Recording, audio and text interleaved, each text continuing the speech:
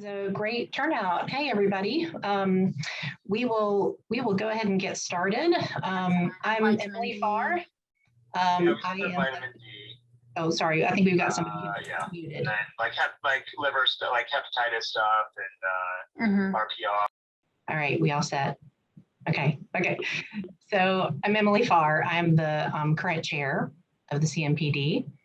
And along with Dr. Rebecca Fasano, the CNPD chair-elect, and Dr. Erica Schuyler, the CNPD past chair, I'd like to welcome everybody to our 2022 Consortium of Neurology Program Directors Business Meeting.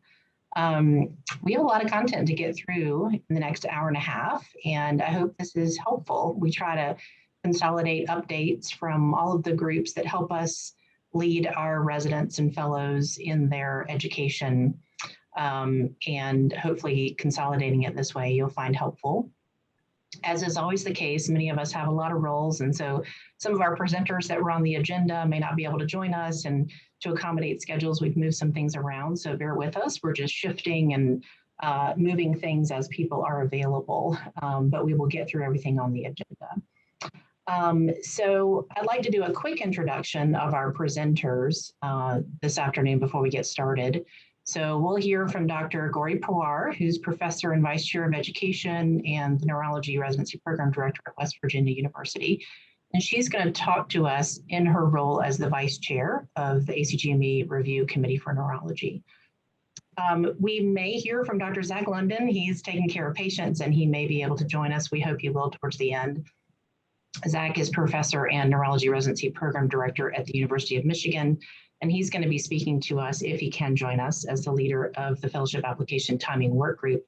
If he's not able to join us, Dr. Erica Schuyler will be sharing his slides with us.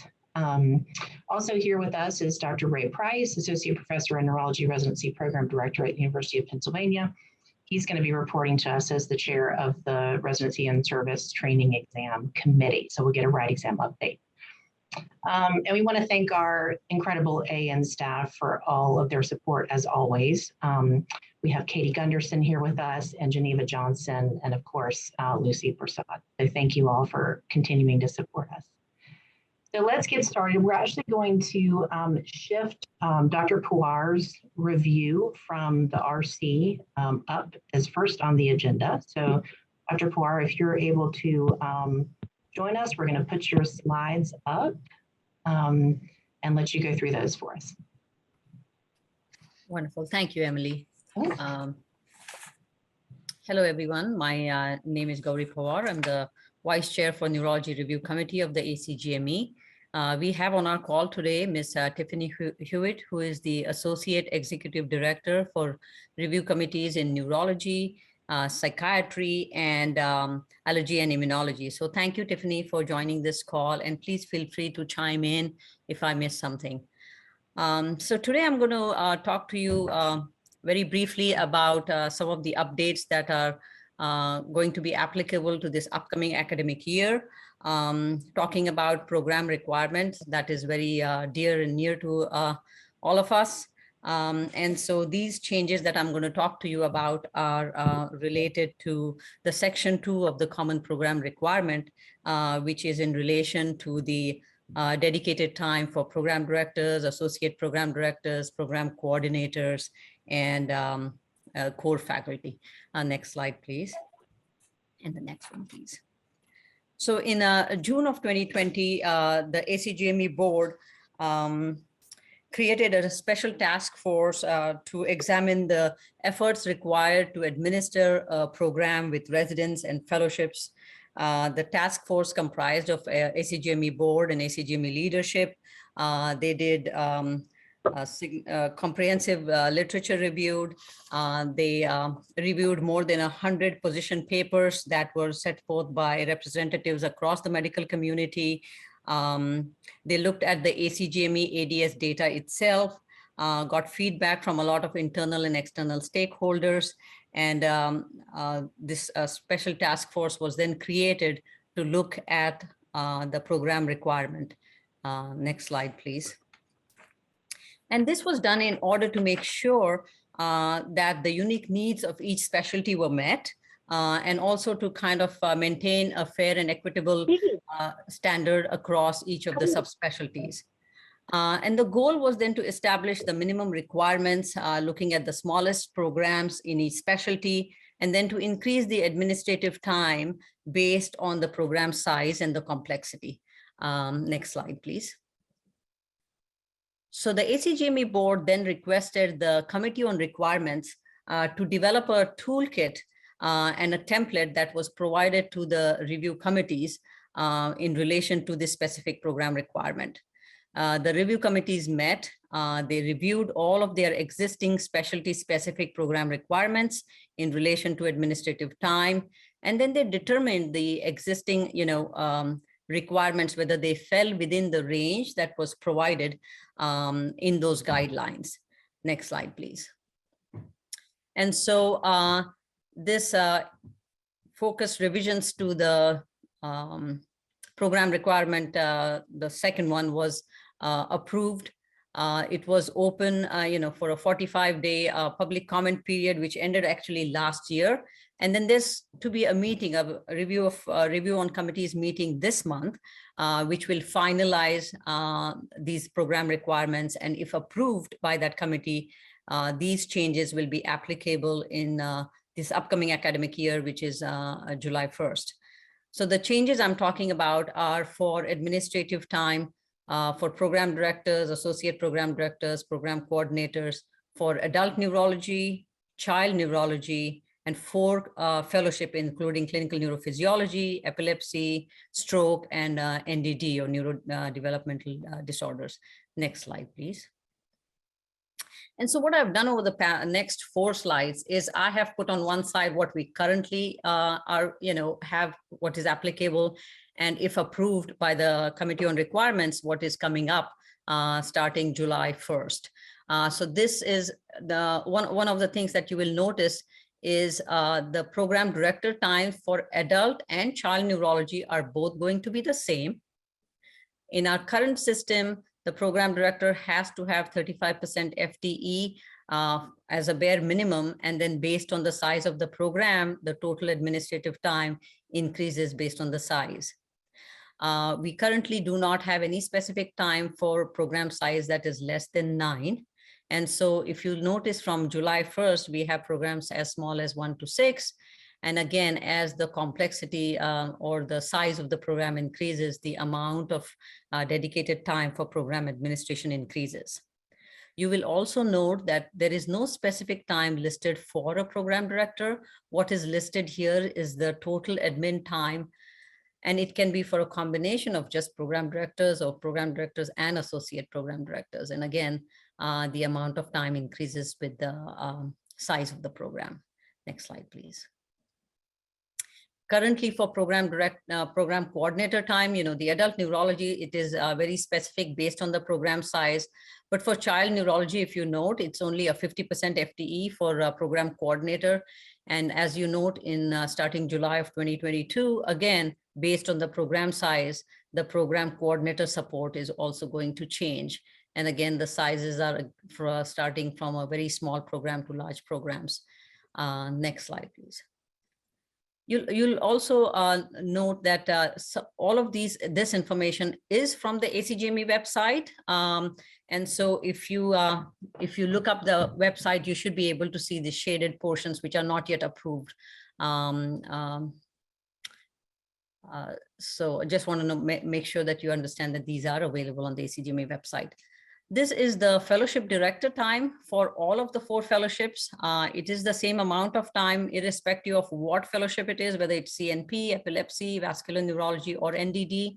And again, the fellowship director time is dependent on the size of the fellowship program itself. And if you note currently, we have 4 fellows or more in a given program. And some of the CNP programs or epilepsy programs are increasing in size. So you see that for the upcoming year, the fellowship approved positions have gone up to almost 15 in some programs. And so the associated admin time for fellowship directors is listed. Next slide, please. So currently for the program coordinator time for the fellowships, it just says that adequate support is needed. And starting July, again, there is a specific amount that is listed for the program size. And if you note, for fellowships up to 1 through 9, it is 0.2 FTE program coordinator.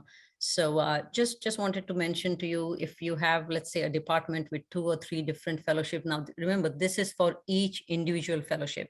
So if you have a department that has 2 fellowships, let's say maybe CNP and an epilepsy, then that program coordinator support is going to be 0.2 or 20% for one fellowship, the CNP, and then another 20% for the epilepsy. So it is for each individual fellowships.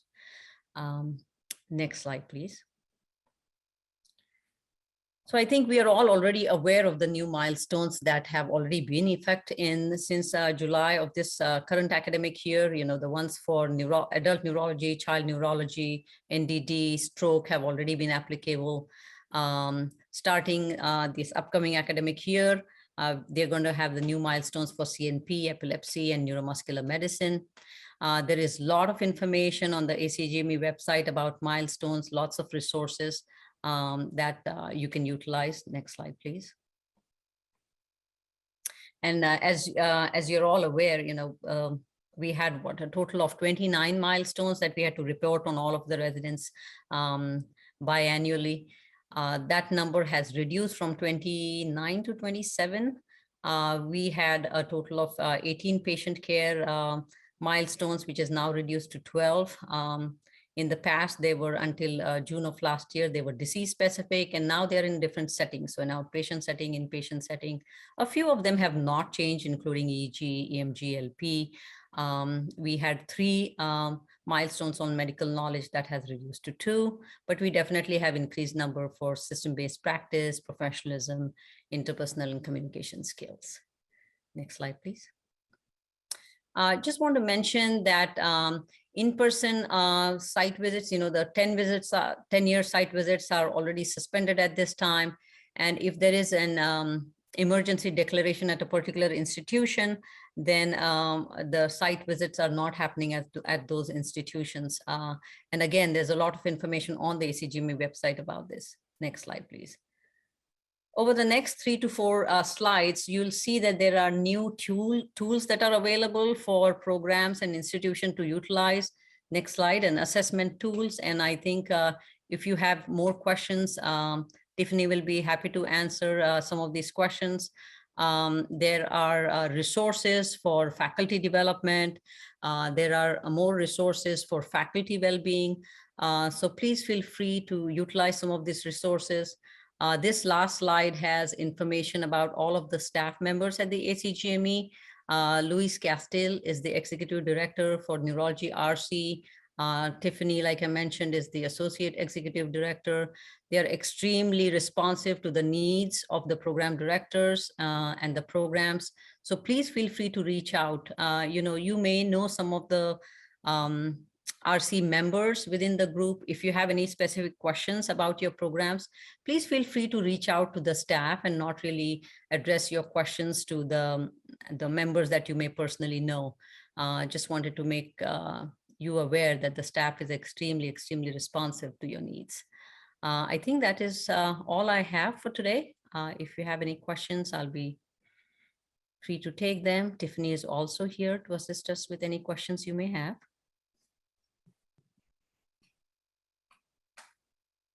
Thank you, Dr. Pawar. That was a great review. I'm sure some questions will come up, and it's really great to have those resources and contacts. And I agree, the staff is very responsive to questions and concerns. I encourage anybody to contact them in the future if they need anything. So thank you so much for that review. Thank you, Emily. And I may have to get off the call. So if there are any questions, I'll be happy to answer them. And like I said, I'm not sure if Tiffany will stay on the whole time, but I'll be happy to help in any which way. Okay. Thank you. Great. Wonderful. Thank you so much. Sure. Well, we are going to move on to the next item on the agenda, which was actually the top of the agenda. We're going to go back to our 2022 award recognition presentation. So, the AAN really champions the efforts of clinical educators in so many ways. And one of those ways is to recognize the achievements of program directors and coordinators. And we're so appreciative of these opportunities. And I have the pleasure this afternoon of sharing with you all the awardees of the Residency Fellowship Program Director Recognition Award. And there are 4 awardees for this category. I think we've got some pictures maybe we can share with you guys as I'm going through them. First is Dr. Sashank Prasad. Dr. Prasad has served as both Associate Program Director and Program Director at Mass General Brigham Neurology Residency Program. He's been an untiring advocate for residents who are quick to point out his unwavering support. He's developing a fair and equitable parental leave policy that's been adopted by GME across his institution. And he's written innumerable review articles and book chapters. He's co-edited Adams and Victor's Principles of Neurology, and he serves as the co-host of the very popular AAN trainee trivia sessions. Congratulations to Dr. Prasad for this award. Oh, wow, I didn't know you were going to unmute me, but You're on this day, that's right. I did. Thank You're you so welcome to say much. I'm something really if you like. honored. I'm really humbled. It's really a real honor to be recognized in this way by this awesome group. Thank you. Well, congratulations to you. The next awardee is Dr. Erica Schuyler. Dr. Schuyler is honored with this AN Residency Program Director Award as the Program Director for the University of Connecticut Hartford Healthcare Neurology Program. She has doubled the program size under her leadership, and she's developed support structures for international medical graduates. She was lauded for her work in resident wellness, and she's played a large role in revising fellowship application timelines and in best practices for virtual application recruitment. Her energy and strong advocacy for trainees is clear in all that she does. Congratulations to Dr. Schuyler for this award. I didn't realize we were going to get unmuted for this either. Thank you. I'm like so honored to receive this award, and I thank the residents who nominated me, and I love this group, so I'm so glad to be recognized in the setting with my peers, many of you who have supported me throughout many years. So thank you. Congratulations. Next awardee is Dr. Shilpa Chitnis. Dr. Chitnis is the founder and director of the Movement Disorders Fellowship at UT Southwestern Medical. Internally, she's lauded for her multidisciplinary neuromodulation program, her inspirational mentorship talks, and the creation of an online virtual didactic program initiated during the pandemic. Nationally, she serves as the director of the MDS LEAP and as a mentor to the AN Program Director Mentorship Leadership Program and Women in Neurology Mentorship Group. Congratulations to Dr. Chitnis. Thank you so much. Again, just like Erica said, this is just a great honor, and I know there are lots of really good people out there that do really good work. So I really do want to thank AN, but also at the same time, you know, my colleagues, Steve Vanino, especially with whom I ran the residency program for many years. Lauren Phillips is here, and we just worked with a really great department and lots of great colleagues. So it's just a great honor to receive this award. Thank you. Congratulations. And finally, Dr. Mark Bobby. Dr. Bobby is a Neurocritical Care Fellowship Director at the University of Florida. He spent his entire career dedicated to both undergraduate and graduate medical education. His nomination letters describe him as passionate, empathetic, and devoted to wellness with an unwavering commitment to his trainees. His fellows see him as a consummate role model, talented educator, and innovative leader with genuine concern for their well-being. Congratulations to Dr. Bobby for this award. Thank you very much. I'm really honored and humbled at the same time. It is bittersweet. Our fellows and residents have been my driving force, but very recently, I've been recruited to join the Cleveland Clinic as the Vice Chair and Chief of Neurocritical Care. The last year at the University of Florida have been tremendous growth in my career. And again, all our residents and fellows have been my driving force for both personal and professional development. Congratulations and good luck on your new adventure. Thank you. Well, moving on to the next category of awards, Dr. Rebecca Fasano is going to present the Residency Fellowship Program Coordinator Recognition Awards. Rebecca? Yes, thank you so much, Emily. And I'm very honored to be giving out these awards this year. So we will get started with the first winner, and that is Janice Void. And she is the residency coordinator as well as the vascular and CNP fellowship coordinator at Cornell. Janice is described as a consummate leader. Her leadership, extensive knowledge of graduate medical education, and mentorship are just a few of the many reasons for the success of these programs that she represents and manages. As a founding member of her department's DEI committee and her commitments to DEI, it's evident that she has made a measurable impact within her program. This award is attestation that she is she's fundamental to the success of these programs, and she's crucial in ensuring the future of neurology. Congratulations, Janice.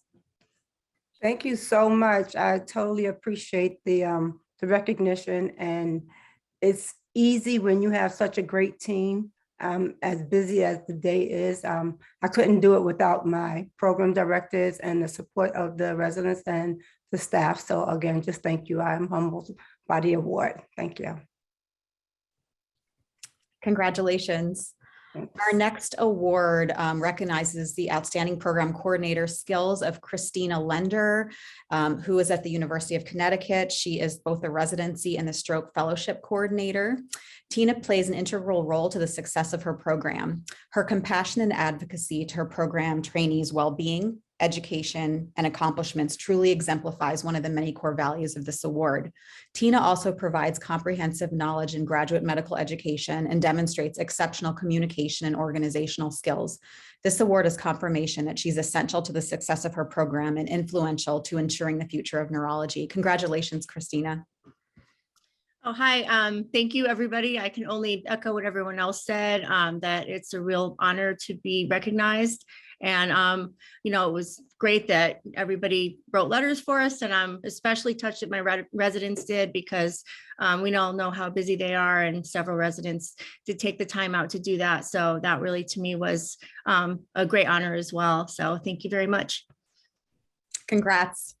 And our final award in this category goes to Arides Diaz, who is the residency coordinator at NYU. This award recognizes the outstanding program coordinator skills of Arides Diaz.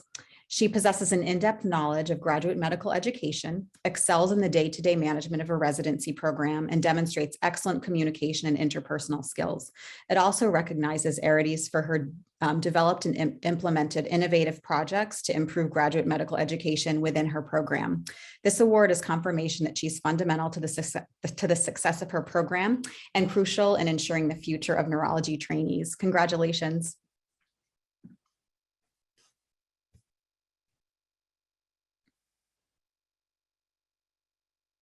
Is Arides here?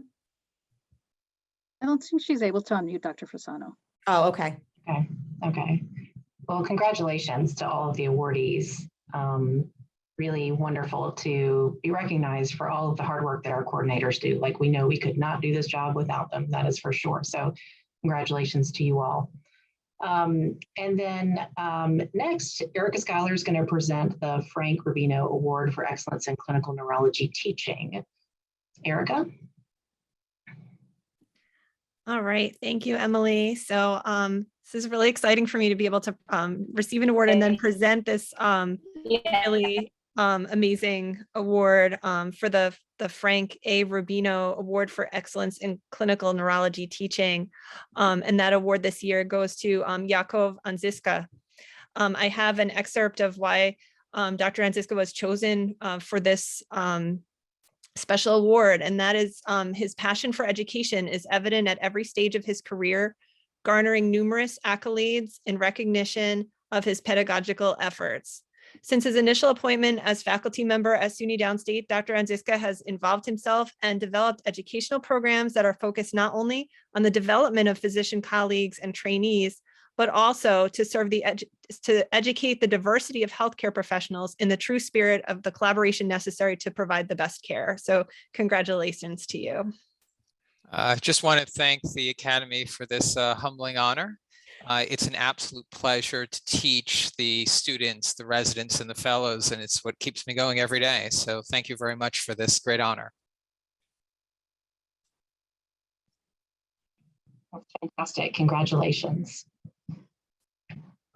So we're going to move through, and actually we're going to give Dr. London a little bit more time to be able to join us, and we're going to move forward. I'm here. Oh, you're here. Okay, welcome. Good, excellent. Well, you're up if you're ready.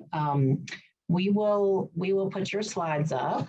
Dr. London is going to present for us an update on fellowship timing.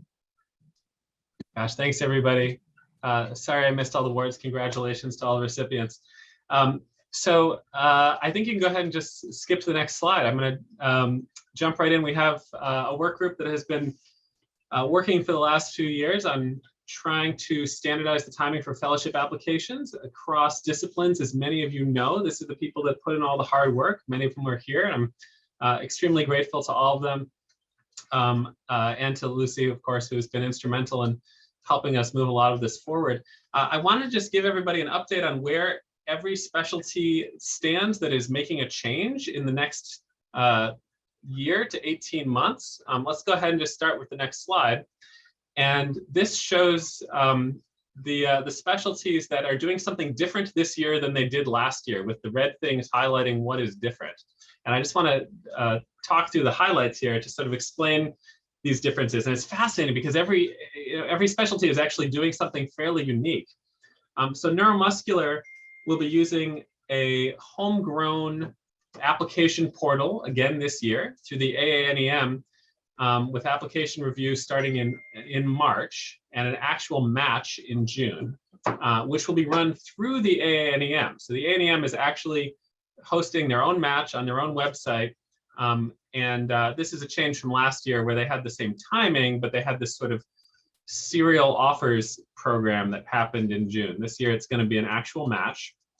And then CNP, EMG focused clinical neurophysiology programs have been invited to participate. So at least with regards to neuromuscular programs, I think of the 53 programs, 50 of them have already agreed to participate, and I think we're still working on finding out from the last 3 if they are going to or not. CNP programs are encouraged to, but are certainly not required to. And I think as of last week, there are 8 EMG-focused clinical neurophysiology programs that are going to be using this same portal and match system through the AANEM. The rest of the CNP programs this year, at least, are still sort of doing the Wild West, where they can do applications and offers on no particular timeline.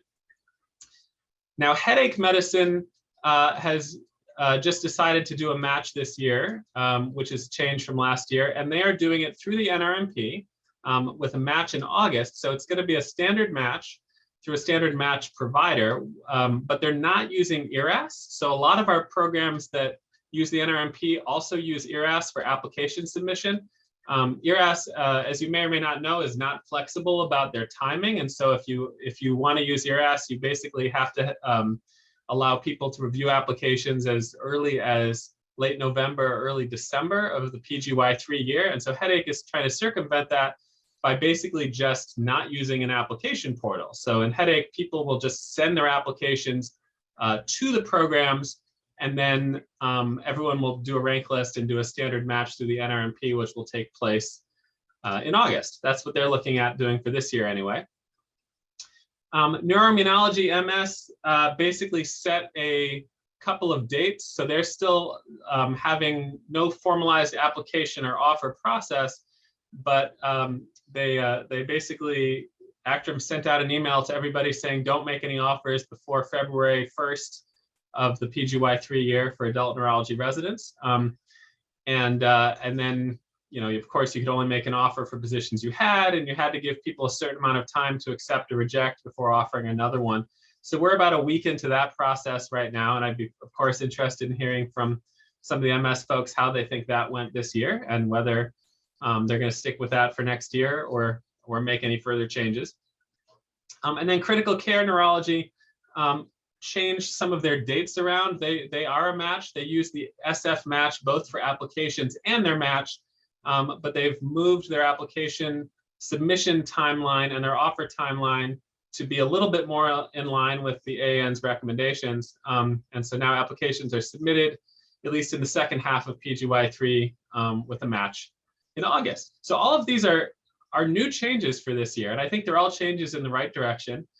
And then next year, we're going to have some additional changes. If we get the next slide, please, because the AAS and the epilepsy group has decided to do a formal match as well. And CNP programs that are focused on EEG, or really any CNP program that wants to participate, is going to be welcome to. And they're going to be using a standard timeline with an ERAS-based application and an NRMP-based match at those dates that are shown there, which align with, I think, what vascular neurology is doing right now. So, I mean, I think overall, this is really exciting to see a lot of progress towards later application dates and later offer dates and more programs using a match. And our group, and hopefully a lot of you on this call, will continue to advocate for more time for our residents and a more fair offer process. So I expect we're going to see some continued movement in a lot of these over the next couple of years, and we will keep you posted. Awesome. Thank you, Zach. Thanks for that update. Great work on all this, really. This has been a lot of work, and there's been a huge movement here, which is really exciting. So, Zach, are you able to stay on the call toward the end? Okay. So we have more for you towards the end of the program. Okay. Then next, we're going to move to Dr. Price. Ray Price is going to give us an update on our soon-to-be around the corner RIDE exam. Ray? Thanks, everybody. Next slide. So just a brief update on kind of the residency and training exam. As you all know, it's next week. Basically, we continue to increase each year the number of people taking the examination. Here you can see that there's been about almost a 6% increase in the total residents that'll be taking it, and about 10% increase in programs. And some of that is being driven by increases, particularly in programs both in the United States, but even greater increases internationally. And there's interest to continue to increase that further. Next slide. So what's new on the residency and training exam this year? So we've been actively trying to get new questions on the examination, and we actually have accomplished that this year. There are 30% of the questions have never been used before. Typically, the other questions, for those of you who aren't familiar, get put out of circulation for at least 3 years, so that a resident in theory should never see the same exact question twice. So 70% of the questions are reused, but not within the last 3 years, and 30% of the questions are totally new this year. One of the things we've been actively doing is reducing the amount of time we're asking people to act as neuropathologists and try to interpret images. We've kind of kept neuropathology type questions in there, but made them, more clinically relevant and not just looking at slides or gross images and trying to assess them. The bane of our existence is always the quality of radiology images. We did do some review after we selected our questions of all of the images, looked at their resolutions, pulled about 10 of those questions images off and found new images to replace them. And that's kind of going to be our goal, to continue to improve that over future years, is kind of updating the resolution quality on those images as we go. Something I'm excited about this year is we are piloting for the first time some video-based questions on the residency and training exam. As many of you know, the ABPN board certification does have video-based questions, a clinical vignette, an examination finding, something else. And so we're going to pilot just a handful of these questions and mostly kind of try to assess, does it affect the timing for people to finish the exam, et cetera? Do we see any issues with this process? If it's successful, our goal would be to increase this each year over the next few years. And then lastly, we tried piloting something also to try to help programs in terms of getting more value out of how to interpret the data. So we actually went through and tried classifying all 400 questions on the exam this year into 3 categories, basically. A category called core knowledge, which basically means that you'd expect most residents should know that answer. An intermediate question, and then subspecialty or mastery knowledge, which are really questions that border on, you know, a subspecialty fellow or attending would know. And so we tried classifying all of these questions, and we're going to look at how people did on them and see how well we are at kind of predicting these things and et cetera. If we can develop a nice algorithm to predict that when people do well on questions, those are core concepts, et cetera, we're going to try to then turn this around into a score reporting form for programs to say, how did your residents do on these core questions? How do they do on mastery level questions? And how do they do on intermediate questions? I'm not sure that'll be in the score report for this year, but it is something we're actively working on to try to make these more useful. We have some other ideas about how to make the score reports more useful in the future as well that hopefully I'll be able to tell you about next year in terms of trying to give you trainees more at their fingertips access to AN resources that might help them improve in an area that they didn't do as well in. So those are some of the things that we're actively thinking about and trying to improve. The question I saw came in the chat about with the video-based questions, are they being scored or not scored? At the moment, we're planning on scoring them. However, what we do after the exam is done is we review all of them to kind of see how every question performed, and any questions that aren't very reliable, where high performers did not do particularly well on, we make a decision as to whether we re-review those questions to see if they were poorly written, if there were 2 correct answers, et cetera, and then we would remove those questions. And so each year of the 400 questions, we probably throw away 5 questions that didn't perform well. And so these would certainly be considered for discard if they end up not performing particularly well. Next slide. So how are we administrating this test this year? So many of you know last year the way we did it, and with the pandemic, is we allowed basically each institution to determine how the test would be delivered. We stopped our required proctoring rule and said people could take it residents could take it at home, residents could take it in some kind of group setting, whatever really the institution preferred. And we extended the amount of time people could take the exam to, I think, almost 2 weeks last year to allow for social distancing, et cetera. Because that limited our test security, we actually then distributed all 400 of those questions and don't plan on ever using those questions again. We can't do that on a yearly basis because we don't have enough questions that if we sacrifice 400 a year, that we'd be able to keep giving the exam year in and year out. So that's not the plan for this year. We are still kind of trying to be flexible in the recognition of the persistent pandemic.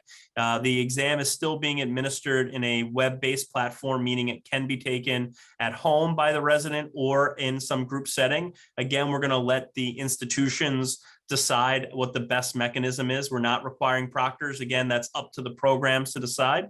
But the test window has been shortened back to its more traditional window of just 5 days, basically. So giving you flexibility to where it's administered, whether or not you need proctoring, how to safely deliver it given the COVID pandemic status in your particular region, but trying to maintain some test security so that we don't have to distribute all of those questions. So that's kind of, I think, all the things I was going to mention. I agree with Dr. Pawar. I think it would be really valuable to get that information to program directors about core versus mastery. And we are working on that, but we are having some issues with can we get it on the score form delivery, given the timeline / given the existing restrictions on what's allowed to be on the score forms with the current vendor. So we're working through those things. If we can get them out, we will definitely try. And that is definitely the goal, to try to get you more valuable information from the actual examination. I'll take other questions if there are any. If people have questions, feel free to put them in the chat, and Ray, I think you can see them there. We'll give it just a minute or so. Yeah, my understanding is that the program can decide how they take them. So I think I don't think there are barriers. I asked that question specifically to our administrator, Lynn Schindel, and that was the information I was passed on. I actually asked it for my own program and was told that very thing. I was referring to taking it at home was the question. I had sent it just to you individually. Okay. Oh, I'm that's sorry. great. The flexibility is great, but the frequently asked questions on the website say it cannot be taken at home. So I just, that might need to be updated. All right, I will send an email to try to get that updated. Great, thank you. No problem. Yeah, I think that's a great question. The question was, can we get the core versus mastery information outside the score reports? I think that would be pretty easy to potentially accomplish. So let me look into that and see if we can find that compromise solution for this year.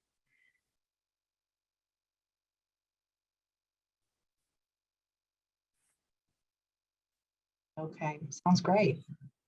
One more came in here. We'll do this one last question. Why does it take a couple months for the score forms? I was told the results will be out by tax day, so that's April 15th. So that is 2 months. I don't actually know the answer to that question.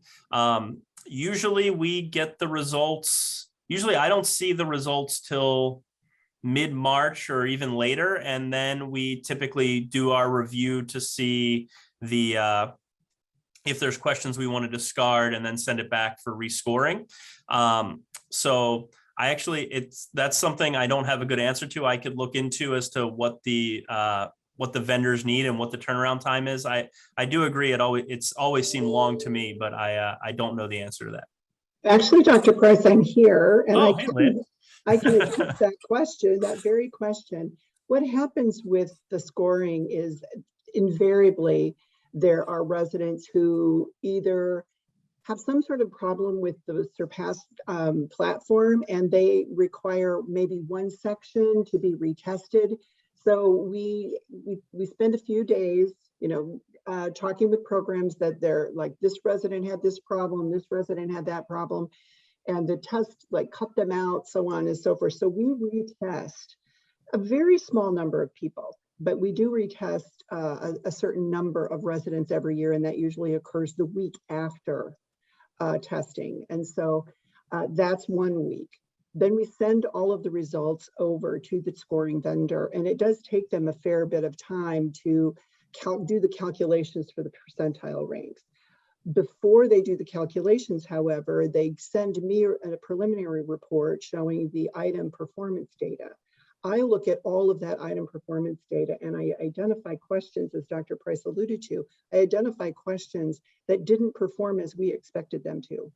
And so I'll send him a list, him and Dr. Price and the vice chairs, I'll send them a list of these questions to take a look at, and we do a Zoom call. It usually takes about a week for me to get that data from the vendor, and then to send the questions to Dr. Price and to the vice chairs. I give them a specific amount of time to take a look. Then we do a call and we review those questions, and we decide, maybe these 4 or 5 or 6 questions out of maybe 20 should be eliminated from scoring. I then have to send that information back to the vendor, so they pull those questions from scoring. If there are any irregularities in the data that go over from Surpass, the test delivery platform, sometimes, and I've seen it happen a couple of times, where an entire section of data is missing from one resident. So we have to uncover any kind of irregularities in the upload. That's why I think it takes time, because we want to be sure that the scores that are coming out from us are valid, and that they are inclusive, and that they tell the whole story. Sometimes we learn after testing that an entire program has designated their residents incorrectly in the NYIT. That requires rescoring, and so we run the scores again. So I leave enough time open just so we can make sure all of our ducks literally are lined up. So the percentile ranks you get from our score reports are accurate. That's why it takes a long time. I'm sorry about that. That's why it takes a long time. There is a lot of back and forth just to make sure that we're providing good information to you all.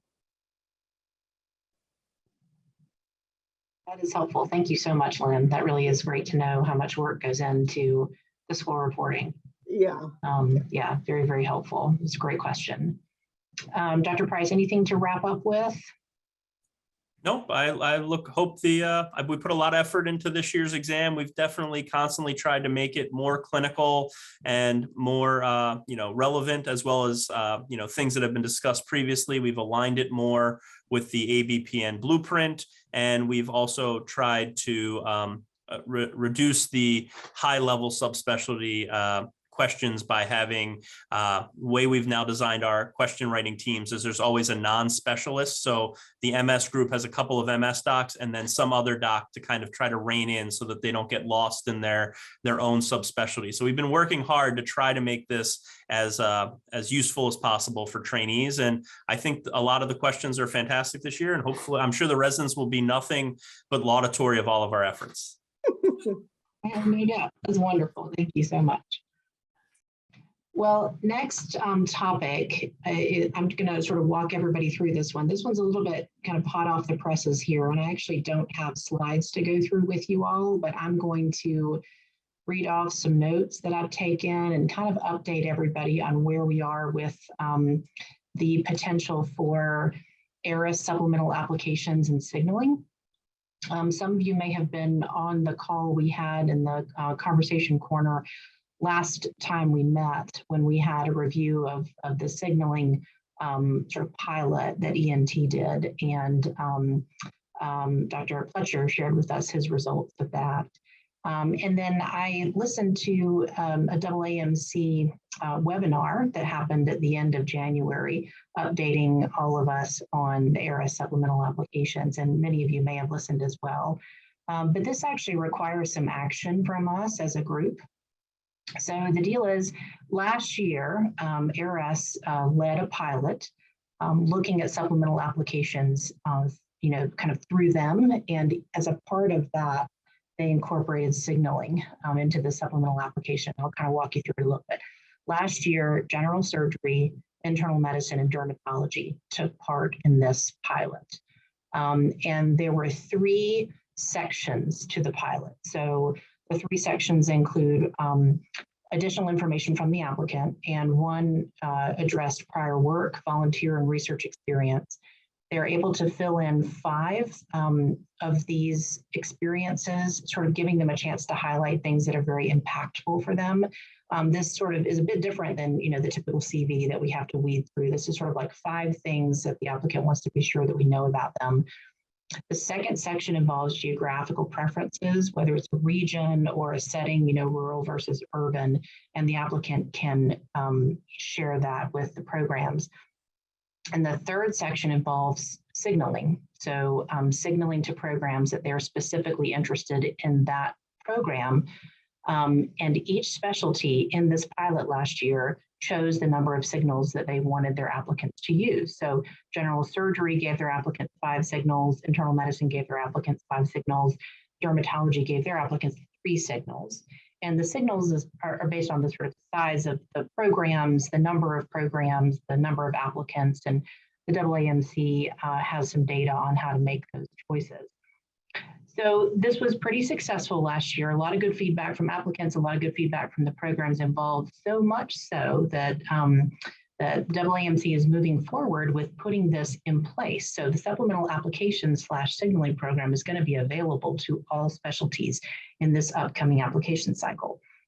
But we have to decide as a specialty group that we want in on this program. Once we decide as a group that we'd like to take part in this program, we have to sign a letter of intent as a group of program directors, a neurology program director group. But then after we decide as a group that we'd like to take part, each of you as individual program directors can either opt in or opt out of that opportunity.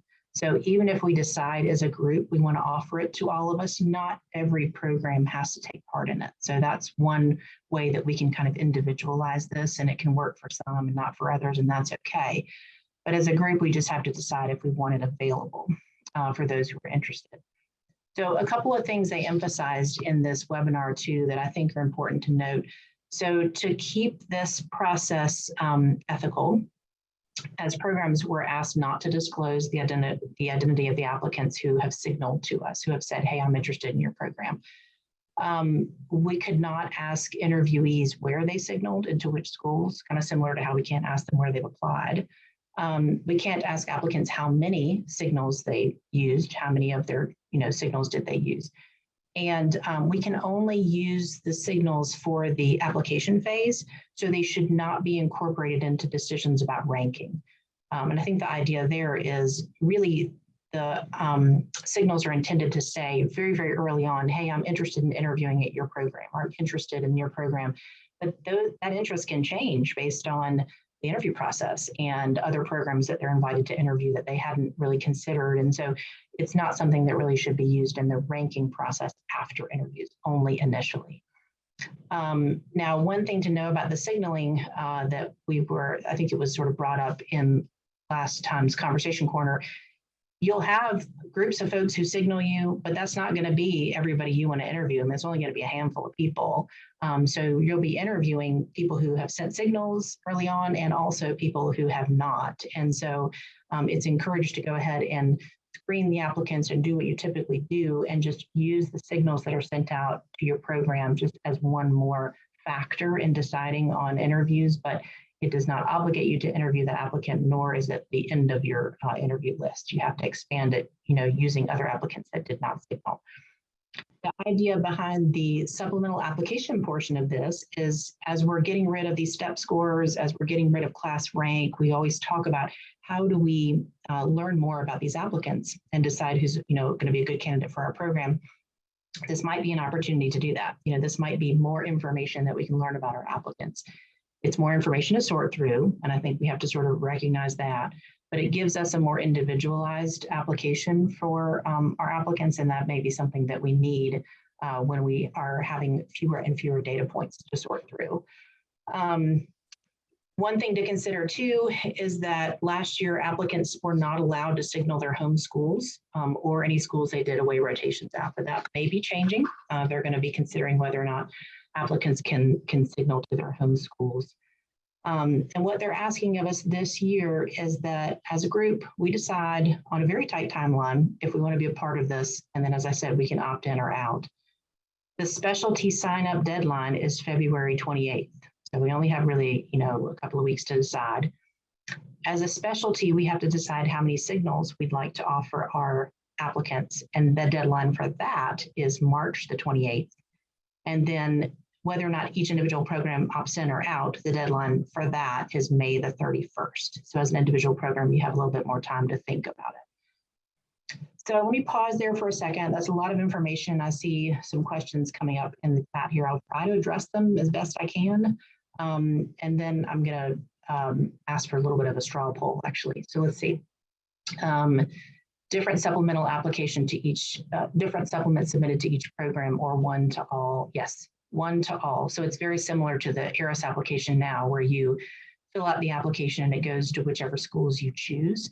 Same deal. Oh, and actually, this brings up another point I forgot to mention.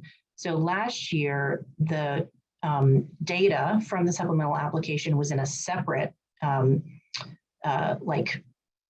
program than the ERAS program. So you had to actually go to a separate program and review the information about the supplemental application. And this year it's actually going to be built into the PDWS, which is nice because we won't be toggling back and forth between programs. Will this be a decision for all of neuro or separate for adult and child? That's a great question. I imagine they're separate because they're probably two separate designations within ERAS. So I suspect they will be separate. That's a really, really good question. Thank you for bringing that up. And we can certainly confirm. Isn't applying to a program signal the program you're interested in? Yes, this is true. So applying to a program says, hey, I'm interested in you, but as we all know, we have this sort of application bloat going on where people are applying to more programs than they need to be applying to. And we're getting emails that are saying, hey, I'm actually really interested in your program, even though I applied to 25 other programs. And so the idea here is to give applicants a way of applying broadly, but also saying to the specific schools that they're really particularly interested in, that they show an extra interest in that program. This is a way of not putting caps on application numbers, which I think is problematic, but it may sort of get at that in a sort of secondary way. Do you think there's a disadvantage to the signaling process, for example, community programs versus university programs? I think that's also a really interesting question. And I personally think there are definitely some drawbacks to it. You know, maybe the benefits outweigh those drawbacks. I don't think it's a perfect system. And I don't know how it's going to fall out for us as a specialty really until we see how it goes if we decide to. It'll be interesting if smaller programs versus bigger programs versus, university programs have different experiences. But the important part is signaling does not limit the number of applicants you can interview. I mean, if you're a program, you get 0 signals, well, then just proceed on as you would normally, with your application, interviewing. It doesn't mean that you don't have any applicants to interview. It's just, just imagine it's like kind of taking place of those personal emails that sometimes we get from people making us aware of their special interests. So really, it shouldn't impact how you screen or, the candidates that you interview. So that may be one way to think about it. But it'll be interesting to see, what those drawbacks might look like. Says the next question, this would seem to advantage programs to be able to increase their proportion of applicants highly interested in their programs. Is there an argument anyone has against this information? It would seem some applicants would be against it if they feel they need to apply to many programs. So I'm thinking the question is asking, does it disadvantage applicants? Maybe, let's see, this question came from Christopher Lee. Christopher, could you do me a favor and unmute and share your question? Right. I'm sure I answered it. I mean, I think the question is, it would be really nice to know who's truly, top tier interest in my program and who, might have us, as number 15 and they're just kind of applying to a bunch of places because they've been told they should. Because I think many of these candidates just accept any applications as they come, especially if there's not a barrier to travel because everything's over, video conference. But I think you were kind of just talking about it, is it may sort of put our specialty out as one that's more selective or a little bit less applicant centered, if this is something that we take hold of. But if kind of everybody's doing it, it seems like helpful information. Although I would think some applicants might be relatively against it because they can only signal to a certain number of programs and they may feel like they're not really getting true consideration where they aren't able to send a signal. Right.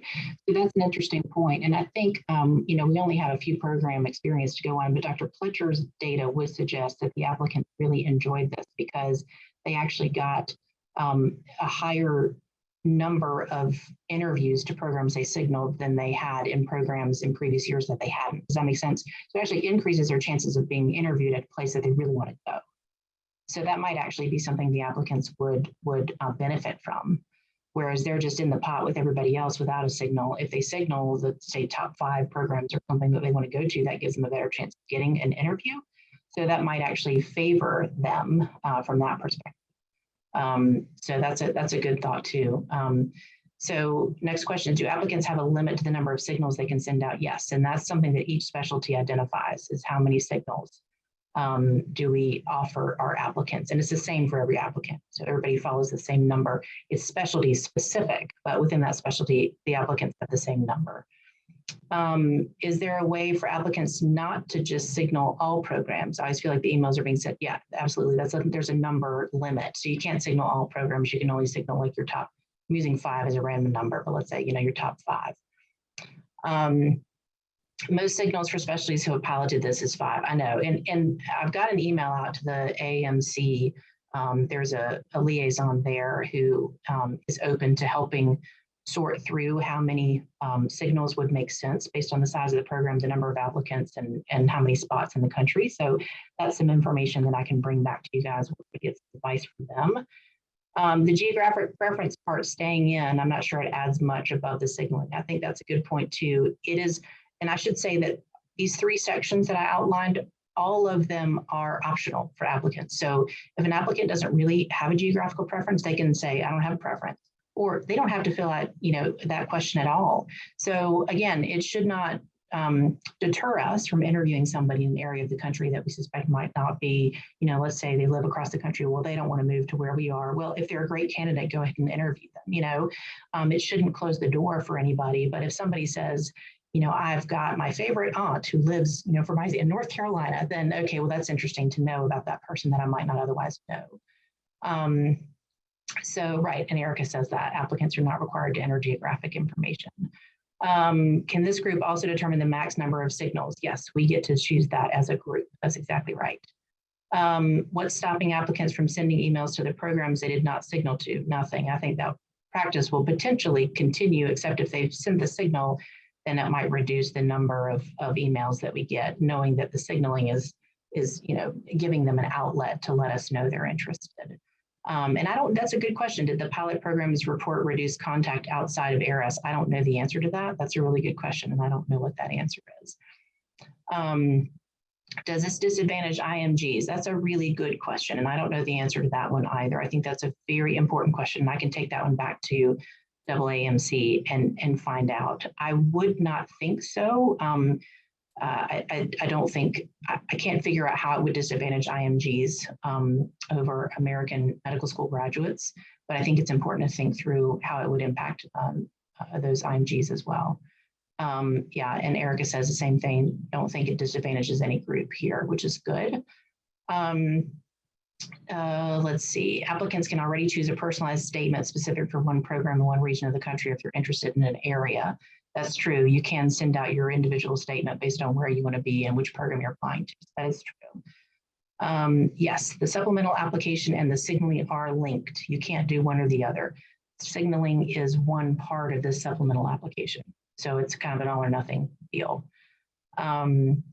So, right, when in the application interview process does signaling occur? Right from the beginning. So as applicants are filling out their applications, before we ever see them, they're filling out their supplemental applications and deciding whether or not they're going to signal. Remember too that applicants don't have to send signals, and that should not be anything that we know. In other words, if we don't get a signal from that applicant, one of three things happened. They didn't signal us, they didn't send any signals. I guess maybe that's just two. I can't think of that. There's two things.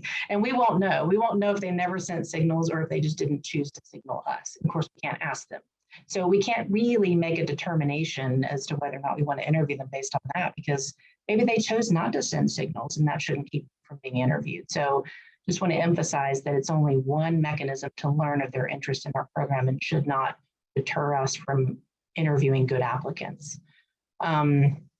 So, right, yes, there is actually as Erica said here, there is a recording of that AAMC webinar on their website. And I do encourage you to watch that because it is helpful. Summarizing most of what I could summarize here, but it's helpful to watch that presentation. And there's some additional questions about the number of signals and how do we adjust that. And I will get back to the group because I need the AAMC's guidance, you know, based on their experience with this. So it's a lot to process, and it is kind of a short timeline, honestly. But I'm going to ask you guys, if you wouldn't mind, just a quick straw poll here.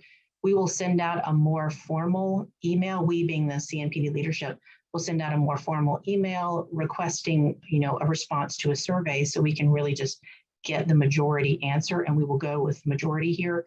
If the majority says yes, we're interested in doing this, then we will let the AAMC know that we'd like this opportunity. But as an individual program, remember, if you don't want to do this, that's okay. You can opt out. So I'd be interested to know just where everyone is sitting right now. So in the chat to everybody, I want to see if y'all can type in your gut feeling on this. So like put a yes, put a no, or put a need more information. And let's just get a sense of where everybody is on this topic.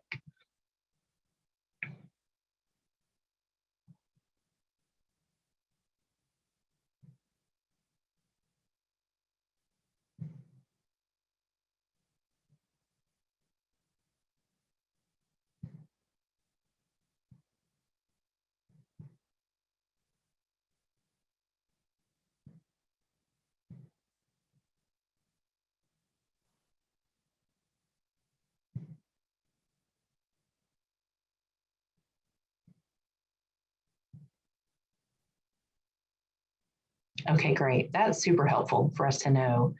A lot of folks in support, a lot of folks needing more information.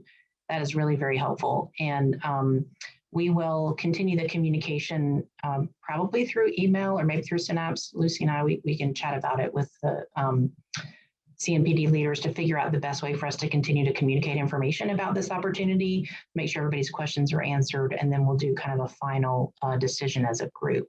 So thank you all for your input and for your questions, and we'll continue this conversation for sure. It's interesting, you know, it's an interesting opportunity, interesting to see the movement of how we recruit candidates. And I'm hopeful that something along this line, whether this is where it stops or whether it continues to evolve, will give us a better sense of the applicants that we're interviewing and the perfect fit for the right training program and the environment for the applicant. So I think it is really encouraging for sure. Okay, thank you for all that input. That's very, very helpful. We are going to move on. The next thing on our agenda for the meeting is to hear from Lucy about the educational offerings at the AAN annual meeting. So Lucy.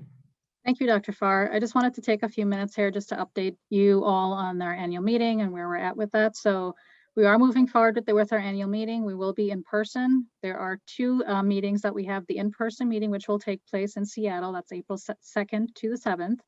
We also have a virtual meeting, which is completely separate from the in-person meeting. That's on April 24th to 26th. So two different sets of programming.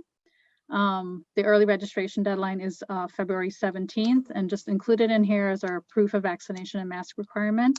I'll include in a few minutes here some links to our registration site and some other links that you'll find helpful as you navigate through your meeting and deciding what your preference is. So again, just a high-level overview that we are proceeding with the in-person meeting in Seattle. Next slide. So as far as specific programming, I just wanted to highlight three areas or three events. And so as we are meeting today, I'm going to skip ahead to the third one here. We are meeting virtually for our program director meeting today. We will have our coordinator business meeting here coming up in a few weeks. But you know, in the spirit of just, you know, understanding if we're going to be in person, not in person, just trying to figure out what that is, and just you know, having to figure out staffing and a lot of things happening at the meeting, we decided to offer our business meetings for all of our consortiums virtually, as I said, as we're doing today. We're not going to meet as a consortium in Seattle for this year, but as Dr. Farr will allude to later on, plans for what are how we're going to continue with our in the virtual space with our consortium meetings. Next slide, Geneva. For the trainee junction, this is a new space that we have, a new area that we have at the meeting. This is on the fourth floor, or the third floor rather, of the conference center, of the convention center. And so we have a dedicated floor that we're able to offer programming for our educators. So all of our directors, clerkship, fellowship program directors, our residents, our fellows, our students, and also our coordinators. So this is just a aerial view of what the space looks like. On the right, you'll see there's an area that's dedicated as the stage. We have two areas for programming. That's going to run concurrently. We're probably going to have some programming for coordinators that's happening at the same time as we have either director, student, trainee programming happening in the other room. Below that, where you see numbers 1 through 6, this is dedicated space. We're going to have our one-on-one mentoring sessions. Now, these are going to be pre-assigned prior to the meeting. So we'll ask our directors, are you willing to serve in a mentor capacity? This is just interaction while at the meeting. If you choose to have interaction after, you're welcome to do that. But we're looking to connect our trainees with our directors at the meeting. We'll send you the email that indicates who you're paired with, and you're able at the meeting to come meet in this space while there. We're going to have food and beverage in the area, so you're welcome to come and enjoy that throughout the meeting. We're going to have a place for a selfie spot. We just had our education meeting this last weekend, and we're going to add a table for puzzles. So we're thinking about all things to keep you all engaged and keep you, engaged with our trainees, engaged with each other. We will have a Twitter wall there, so we know that social media, we definitely want to keep everyone engaged. So we will have a Twitter wall that's up there throughout the meeting. And so just as far as programming high level, each day we're going to have some panel sessions. We're going to have what we're calling them Ed Talks, which are 30-minute presentations. And we're going to either have a game or trivia just as part of the schedule. There are plenary sessions throughout each day of the meeting. And so we ask that you participate in those, but just a high level overview, this a snapshot of what our programming looks like for the space. Next slide. The trainee and faculty networking reception. We are having this in person at the meeting. It'll be the Monday night event that you all may have been familiar with from past years. We are going to have our traditional posters that are offered there. So this is an opportunity for you to present information about your residency or fellowship programs to our trainees that will be in attendance. In a few minutes, I'll put the link to the poster sign up if you haven't yet signed up to have a poster at this event. Next slide. As I mentioned with our business meetings, we are going virtual as we are today. And here's the date for the consortia or the coordinator consortium meeting that's coming up. We have our clerkship consortium, which is yet to be scheduled. I think that's March 1st, if I remember correctly. Next slide. I just wanted to highlight two particular courses that are on the schedule as far as education courses at the meeting. And so one is our clerkship and program director conference, which is on Saturday, and our faculty development course, which is on Monday of the meeting. Next slide. Actually, I think this is my last slide, Geneva. Sorry, one more back. So with that, Dr. Farr, I'm not sure if anybody has any questions. I'm willing to take them. I'll put, as I said, I'll put a few links in the chat here with poster sign up and anything else for the meeting, just as far as general information, but please feel free to reach out with any questions. Lucy, it sounds super exciting. I want to make a plug for the CDPD conference on Saturday morning. So we are going with, I'm reading off the title, Faculty Engagement, Encouraging Your Faculty to Say I Do to Resident and Medical Student Education. And we're building a really great group of presenters, and there's going to be some interactive stuff because it's a long time. So we'll get a chance to interact with each other in small groups. And so I encourage those who are traveling to the meeting to take part in that as well. So thanks, Lucy. Next up, if Dr. London is still on with us, we'd like to share an important remembrance for this group. And Zach, I'd like you to invite to share this with us this evening. Yeah, thank you. So I wanted to say a few words about Lori Hsu, who was a great neurologic educator and education leader who passed away on January 31st after battling a long illness. I think many of us knew her if you've been around long enough. Lori did a residency at UVA, and she was faculty here at U of M before I got here, and then she moved on after that to her to her faculty position at Henry Ford Hospital, where she was for many years, and served as program director there for, I think, a decade, during which time she was elected as the CNPD chair, one of the early chairs of this consortium, and the first woman to hold that role. I think it was a pretty formative time, I think, for GME on a lot of levels. I think that was a time when neurology was sort of getting rid of the oral board examination and moving towards those clinical skills exams we do. And I think her leadership really helped shepherd us through that and many other big changes. That was also the first year I met her when I was fresh out of fellowship and, you know, trying to find my way in the world of neurologic education. And she really took me under her wing and taught me about education research. And I tremendously value her friendship and mentorship in terms of what it did for me personally. And I know so many others did as well. I was very proud to see her go on to serve as the DIO, first at Spectrum and then at University of Toledo. She really was a trailblazer in GME, in neurology. She was just passionate about medical education, about outcomes and assessments, and she was a tireless advocate for residents, and I think really for program directors at a time when that was still sort of a relatively new career on the block. I think she was one of the people that really helped make that, galvanize that as a real career trajectory for neurologists. She'll be deeply missed by many of the people whose lives she touched. And I posted a link to her obituary in Synapse today, but I guess I can also copy a link into the chat if anyone is interested. And if anyone else wants to share memories, there are opportunities to do that on that website as well.